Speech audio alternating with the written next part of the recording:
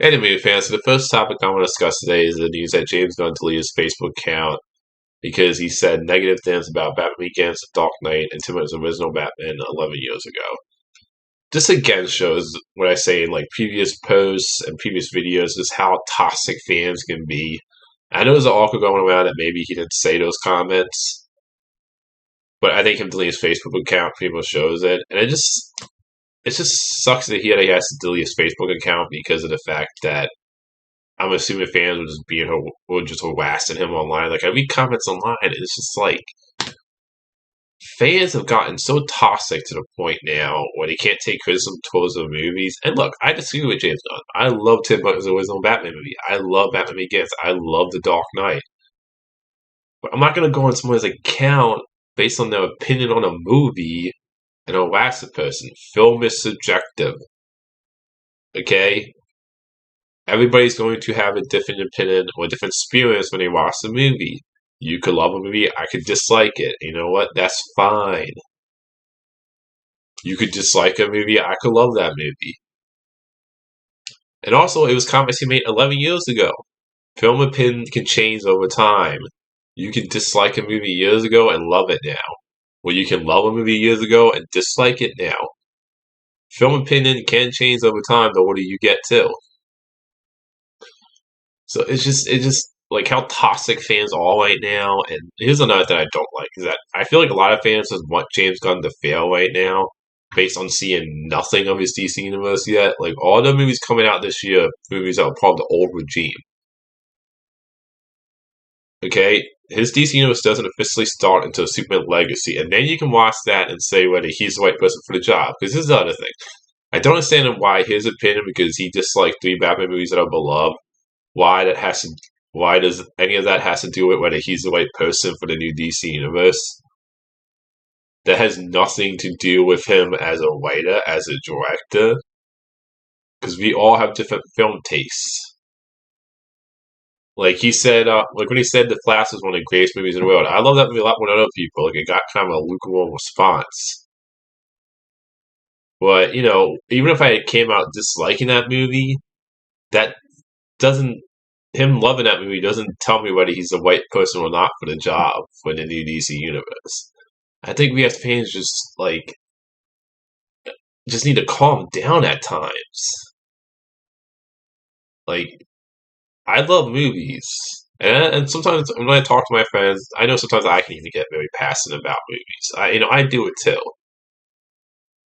But I also gotta there's a way to there's a way to disagree with someone's opinion about a movie in a respectful way and talk to them respectfully about, okay, these reasons why I agree and disagree. But you don't go on their accounts and harass the person over a film opinion. Grow the hell up, some of your fans. I'm not saying this is all fans, but some fans just need to grow up. Okay? There's a way to have an opinion on a movie, to disagree with somebody, and be respectful about that person's opinion. Okay? Nobody's film opinion is right or wrong. Everybody's going to have a different experience with a movie. Sometimes people are going to, sometimes we're going to have the same opinion on a movie. Sometimes, we're not going to have the same opinion on somebody about a movie. That's okay. So I just wanted to talk about that because it's something that I get so tired of seeing with some fans sometimes, just how toxic they can be, and just how when I hear actors and directors have to delete the Twitter or Facebook accounts because you disagree about their opinion on a movie, or you don't like a character they played in a film, or you don't like a film they were in, stuff like that. Where I'm just like, this is why Facebook and Twitter can be bad sometimes. Next thing I want to discuss is the news that Taylor Swift's tour movie is actually outselling Spider-Man No Way Home pre-sale tickets, which I know Taylor Swift has a big fan base, but I'm actually surprised that it's outselling Spider-Man No Way Home because that was like one of the biggest movies that came out the year it came out in. I mean, that's definitely a good sign this movie's going to make a lot of money, and also the second part was that the Exorcist moved up. So I'm fine with that because it's still coming out this year, and I'm really excited for that movie. And it makes sense why they moved it out of the way because the Taylor Swift tour movie is going to make a lot of money, in my opinion. I'm personally not interested in a Taylor Swift tour movie because it's just not a movie for me. Mainly because like I like some of her music, but I'm not like a big Taylor Swift person, so I just don't have any interest in seeing that. But I mean, hey, I'm happy for fans that love Taylor Swift, but yeah, not a movie personally for me. Next thing I want to discuss is the Marvels. The Marvels are going to have the shortest runtime for an MCU movie. I'm kind of not surprised by this because you already did the origin story with character was you had Monica and Captain Marvel and WandaVision, so you set up her character already. You had the Miss Marvel show which did her origin, so you already did all the backstory for all three characters. I can see why this wouldn't be one of the longest MCU movies. When it comes to one time, I don't really get excited or disinterested in a movie based on one time until I see the movie. Like I can't say whether that's the right one time, whether the movie should be short, somewhere in the middle, or long until I see the movie. So the one time doesn't really do anything for me personally. The next thing I want to discuss is Simon Kinberg talking about Dark Phoenix, how it, how it could have how it should have been like a more than one movie or a show. If somebody asked him how like you think it would have been better more as like a two-part movie or a limited series, something like that. I like what he said. He was like saying, if one movie we had to condense it, we couldn't go as cosmic because obviously the Phoenix storyline, Dark Phoenix storyline is very cosmic and space opera kind of. And he says it should have been more than one movie, and I agree because I would say it's by Simon Kim, but his track record with X Men movies was spotted. Like he like his Dark Phoenix movie that he wrote and directed was mediocre. I don't hate that movie as much as everybody else does. Like it was a slightly better version of the Phoenix storyline than what X Men: The Last Stand did because they actually made it the main plot. But he also wrote X Men: The Last Stand was sucked.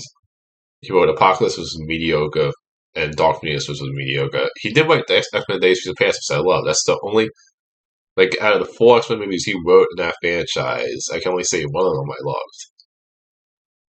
But I do like the fact that he's saying, yeah, it should have been more than one movie. It didn't go as cosmic. You did it both of those times. And I do agree with the Phoenix storyline. You need to make it a two-parter. Like, if the MCU, I would love to see the MCU do the Phoenix and Dark Phoenix storyline because there's two storylines. There's the good Phoenix storyline, where she's good. And then there's Dark Phoenix storyline, where she has, like, the blacker, darker costume. I remember the X-Men 90 series did a great job in the Phoenix storyline, the best, where they had a five-part of both of those storylines. And then it waited until later on, so you grew attached to Jean and Scott relationship into their characters. Because I do think the way to do it is that like you need to fall in love with Cyclops and Jean. You need to buy them as a couple, as a relationship. So when it happens, you really feel the tragic side of it. That Scott has to make a tough choice there. And I just think it's just a big epic storyline that does deal with a lot of space characters and cosmic stuff that you really need to make it feel. It needs to be like the Infinity Saga, where you build up, but Infinity Saga built up the stones with Thanos. You need to build up to it, and you definitely need to make it more than one movie. Like Infinity War and Endgame was two movies. You need to make it like that, where it's like a two-part of film, and you build up to it. So I definitely agree with that, and hopefully that I would love to see them see do the Phoenix storyline someday, and hopefully they can like nail that storyline down and actually get a good Phoenix storyline in live action. But it's good to hear that even he can, even he feels like it should have been more than one movie. So that's all the movie topics. Until next time, movie fans.